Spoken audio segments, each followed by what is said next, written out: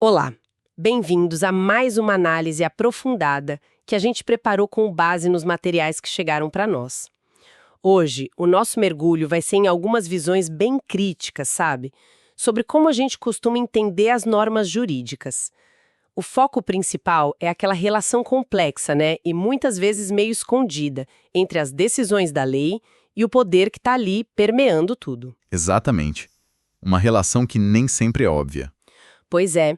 E os textos que a gente analisou trazem uns pensadores que, nossa, desafiam mesmo o jeito mais tradicional de ver o direito.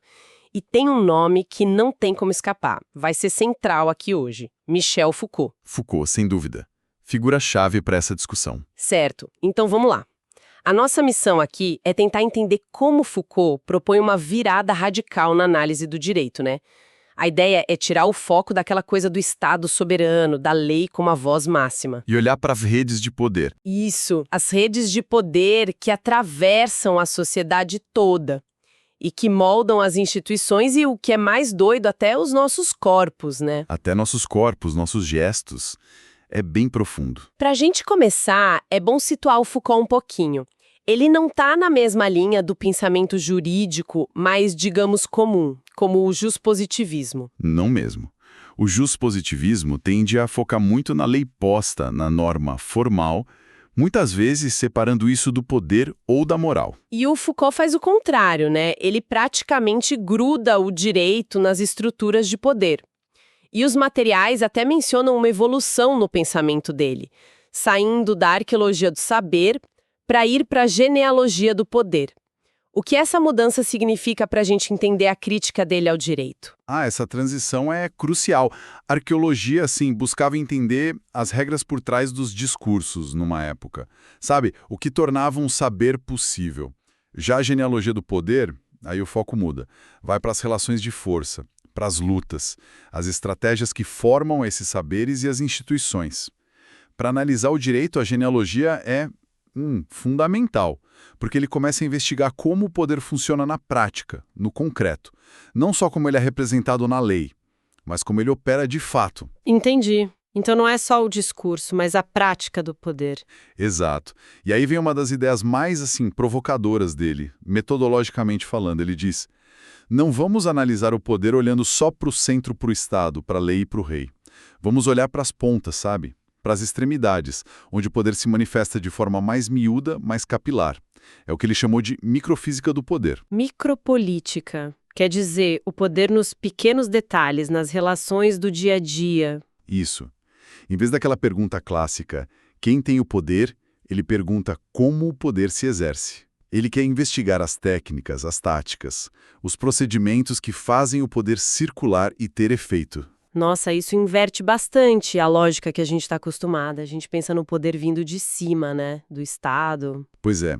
Ele descreve um poder que meio que brota de baixo, dessas inúmeras interações, e depois vai se articulando, criando efeitos maiores. E como isso entra na análise do direito, se a gente vê o direito como algo que vem do Estado? Aí que está o ponto. Foucault argumenta que essa visão do direito como expressão da soberania acaba escondendo o que ele realmente faz. Para ele, o direito, leis, códigos, tribunais, não é a fonte principal do poder. É mais uma tática. Uma tática? Como assim? Uma tática específica que faz parte de estratégias maiores de dominação, de controle social. Ele não está negando que a lei existe ou o Estado, mas ele propõe olhar como essas formas jurídicas, na verdade, servem para codificar ou para instrumentalizar relações de poder que já existem em outros lugares. Então a lei seria tipo um canal, uma ferramenta usada por essas redes de poder que são mais espalhadas. Exatamente. É uma inversão forte, né? Bem contraintuitivo mesmo. Os materiais até citam essa ideia-chave. Em vez de partir da soberania para entender o poder, ele sugere analisar como a própria lei, as instituições jurídicas, trabalham para passar adiante, para consolidar relações de dominação. O direito seria, então, um operador tático. Ele formaliza, legitima, às vezes até expande controles que nasceram fora dele. em práticas sociais, disciplinares, econômicas. E essa microfísica, onde a gente vê isso acontecendo? Os exemplos que sempre aparecem são escola, hospital, prisão. Isso. Como o poder ali é diferente do poder da lei, aquele mais tradicional. Então, o ponto central é que esse poder microfísico, ele não age principalmente pela lei ou pela proibição direta. Claro que pode ter ligação com isso, mas não é o principal. Ele age pela organização do espaço, pelo controle do tempo, pela vigilância que parece que está em todo lugar, pela normalização dos comportamentos. Dá um exemplo. Na escola. Pensa na escola. A forma como as carteiras são arrumadas, né, o sinal que toca para começar e terminar a aula, a avaliação o tempo todo, os registros de como o aluno se comporta, tudo isso são mecanismos de poder. Vão moldando os alunos, os corpos deles, os hábitos, o que eles sabem, de um jeito muito mais profundo e contínuo do que só obedecer uma lei geral, entende? Entendo. Não é só não faça isso, é mais faça assim. Exatamente. Esse poder não só reprime, como a lei que proíbe, mas ele produz. Essa é a palavra-chave. Produz sujeitos que são dóceis, corpos que são treinados, indivíduos que são classificados, colocados em hierarquias. E produz também saberes sobre esses indivíduos, o saber pedagógico, o médico, o psicológico, que acabam reforçando essas mesmas relações de poder. Nossa. É um poder que se escreve no corpo, nos gestos, até nos desejos. E muitas vezes a gente internaliza tanto que nem percebe mais que é poder. E aí que entra Vigiar e Punir, né? A obra que todo mundo cita e que os materiais também trazem. Sim, fundamental. Ali ele fala dessa passagem do suplício, daquela punição super violenta e pública no corpo do condenado. Para a disciplina. Isso, a disciplina. O que é essa tecnologia disciplinar que ele descreve? Sim, vigiar e punir é central para pegar essa microfísica. Foucault mostra como ali pelos séculos 17, 18, começa a surgir um jeito novo de exercer o poder, menos focado em destruir o corpo, como no suplício, e mais em treinar esse corpo, controlar, fazer ele ser útil e dócil. Isso é disciplina. E ela não fica só na prisão, ela se espalha, vai para a escola, para o hospital, para o quartel, para a fábrica. E como ela funciona? Os materiais que a gente viu detalham os mecanismos, né? Isso, os materiais destacam bem alguns mecanismos-chave. Podemos agrupar em 2 tipos principais. Ok, vamos ver. O primeiro seria sobre como a disciplina organiza as pessoas no espaço. Exato.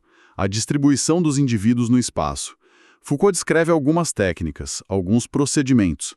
Primeiro, a clausura. É fechar, confinar num espaço delimitado. O internato, o quartel, a fábrica, a prisão. Isso isola do mundo exterior e facilita o controle interno. Certo, o confinamento. Depois, o quadriculamento. Dentro desse espaço fechado, cada um vai ter o seu lugarzinho. A cela individual na prisão, a carteira com o número na sala, a cama no hospital. Ah, tipo um lugar para cada um e cada um no seu lugar? Exatamente. Isso individualiza, dificulta formar grupos que não sejam controlados e facilita vigiar e classificar cada um. Faz sentido. Que mais? Temos também os sítios funcionais. São os espaços dentro da instituição, que têm funções específicas e hierarquizadas. A oficina, o refeitório, a sala de aula, o pátio. Cada lugar tem sua função, suas regras. Isso otimiza o funcionamento e o controle das atividades. E por último, nesse eixo do espaço. Por último, a organização em fileiras. É literalmente colocar as pessoas em filas, colunas, ranks. Isso permite ver o grupo todo e cada um individualmente ao mesmo tempo. Estabelece hierarquias visíveis. Transforma aquela multidão que podia ser caótica numa unidade organizada, fácil de manejar. Foucault chama isso de uma arte das distribuições. Nossa, olhando assim essas técnicas de espaço, parecem só organização, mas são instrumentos de poder bem refinados, né? Muito. Criam visibilidade, individualização, hierarquia, tornam os corpos mais fáceis de gerenciar. Mas não é só o espaço, né?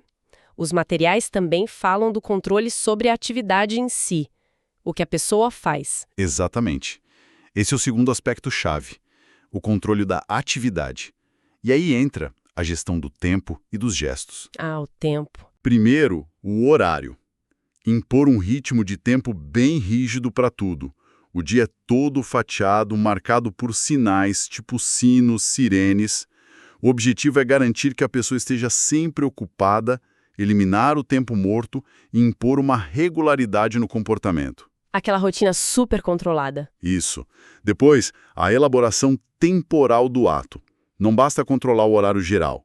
A disciplina quer decompor o próprio gesto, o movimento, em partes mínimas e prescrever a sequência certa, eficiente. Como assim? Pensa no treino militar para usar uma arma, ou naqueles manuais de caligrafia que ensinavam o movimento exato da mão. O objetivo é otimizar a ação, deixar mais rápida, mais eficaz. Entendi. Detalhe por detalhe. A ferramenta, a máquina, a arma, o corpo tem que se adaptar ao instrumento. O gesto tem que ser o mais econômico e produtivo possível. E, por fim, A utilização exaustiva. A disciplina quer tirar o máximo de tempo e de força do corpo. O lema é: o corpo tem que estar sempre ocupado, sempre produtivo, não pode desperdiçar tempo. Isso tem tudo a ver com a ética do trabalho, da produtividade, que cresce muito nesse período. ouvindo tudo isso, fica muito claro como esse poder disciplinar é diferente daquele poder do rei, o poder soberano. Não se baseia tanto na ameaça de violência ou na lei escrita, mas numa vigilância que não para, num treino super minucioso e na gente acabar internalizando essas normas. Sem dúvida. Parece um poder bem mais sutil, mas talvez até mais penetrante. Com certeza. A eficácia da disciplina está justamente aí, na descrição dela, na capacidade de entrar nas rotinas do dia a dia e de ser internalizada por nós mesmos. A gente aprende a se comportar direito no espaço, a seguir horário, a otimizar os gestos muitas vezes sem precisar de alguém mandando explicitamente. A gente começa a se autodisciplinar. Fazemos o trabalho por eles, de certa forma. E um ponto importante, Foucault não via a disciplina só como algo que reprime. Ela é produtiva. Ela produz corpos treinados, habilidades específicas, conhecimentos que são úteis para certos sistemas, o econômico, o militar, o educacional. Certo. E como essa análise toda da disciplina volta para a crítica inicial que ele faz ao direito e à soberania? Se o poder real está nesses mecanismos microfísicos, qual o papel que sobra para o direito formal, para a lei? Essa é a conexão fundamental. Foucault argumenta que o sistema jurídico formal, as leis de propriedade, de contrato, de crime, de punição, ele coexiste com essa rede de poderes disciplinares. E, de certa forma, ele é sustentado por ela. A disciplina cria os indivíduos no sentido de sujeitos separados, normalizados, controláveis, sobre os quais a lei pode então agir. Dá um exemplo. Pensa na prisão de novo. A lei condena a pessoa, mas é a disciplina da prisão, os horários, as celas, o trabalho forçado, a vigilância, que busca transformar o condenado, que age sobre o corpo e a mente dele. Além disso, as próprias instituições jurídicas podem usar lógicas disciplinares. Tribunais, processos, o jeito como se organiza o espaço de uma audiência, tudo isso pode ser visto também pela lente das tecnologias de poder. Interessante. E, de forma mais ampla, o direito acaba dando uma cara de universal, de legítimo, para muitas normas e classificações que nascem nessas práticas disciplinares. Ele fornece a linguagem da regra, do que é normal e do que é desvio, que se aplica a esses corpos que já foram disciplinados antes. Então, a microfísica do poder não elimina o direito, mas coloca ele dentro de um campo maior de estratégias de poder. Então quer dizer que quando a gente analisa uma decisão de um juiz ou uma lei nova, a gente deveria perguntar não só o que a lei está dizendo, ou isso é justo, mas também quais relações de poder essa lei está ajudando a funcionar, ou quais mecanismos de disciplina ela está supondo ou reforçando? Exatamente essa é a ideia. A perspectiva do Foucault convida a gente para essa leitura mais crítica, mais politizada do direito.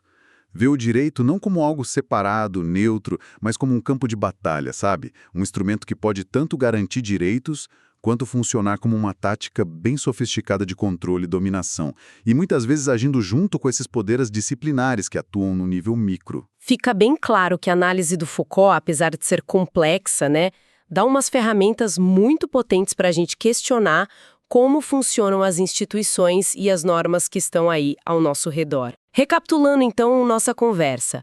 A gente partiu da crítica do Foucault àquela visão tradicional do direito focada na soberania. Isso. Exploramos a proposta dele de analisar a microfísica do poder, aquelas relações que estão em todo lugar, escolas, hospitais, prisões. Os poderes mais capilares. E detalhamos os mecanismos do poder disciplinar, lá de vigiar e punir, organizar o espaço, controlar o tempo, a atividade. A produção de corpos dóceis e úteis. Vimos como essa disciplina produz esses corpos e como ela se liga com o sistema jurídico, que acaba sendo uma tática dentro dessa rede maior de poder. Exato, uma visão bem integrada. É uma perspectiva que realmente força a gente a olhar além do que está escrito na lei, né?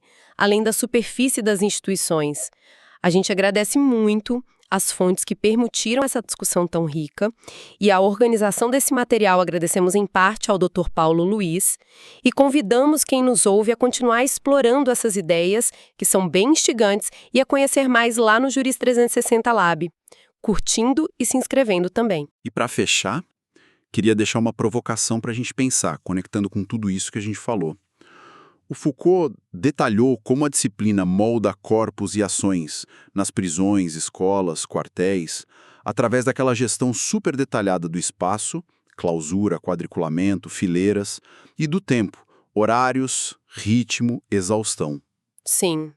Agora, se a gente pensa nos nossos ambientes de trabalho de hoje, seja o escritório físico, a fábrica moderna, ou até o trabalho remoto, que é mediado por plataforma digital, como será que essas mesmas táticas disciplinares podem estar funcionando hoje?